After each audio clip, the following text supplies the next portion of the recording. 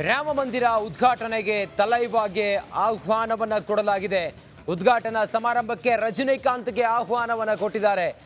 ಮಂದಿರ ಉದ್ಘಾಟನೆಗೆ ರಜನಿಕಾಂತ್ ಹೋಗೋದು ಪಕ್ಕಾ. ಜನವರಿ 22ನೇ ತಾರೀಕಿಗೆ ನಡೆಯುವ ಬಾಲರಾಮ ಪ್ರಾಣ ಪ್ರತಿಷ್ಠಾಪನೆ ಈ ಒಂದು ಸಂಭ್ರಮಕ್ಕೆ ರಜನಿಕಾಂತ್ ಹೋಗ್ತಾರೆ. ಪ್ರಾಣ ಪ್ರತಿಷ್ಠಾಪನೆಗೆ ತಲೈವ ರಜನಿಕಾಂತ್ ಅವರಿಗೆ ಅವ್ರನ್ನ ಭೇಟಿಯಾಗಿ ವಿಶ್ವ ಹಿಂದೂ ಪರಿಷತ್ ಅವರಿಗೆ ಆಹ್ವಾನವನ್ನು ಕೊಟ್ಟಿದ್ದಾರೆ. ಬಿಜೆಪಿ ನಾಯಕ ಅರ್ಜುನಮೂರ್ತಿ ಫೋಟೋ ಪೋಸ್ಟ್ ಮಾಡಿದ್ದಾರೆ.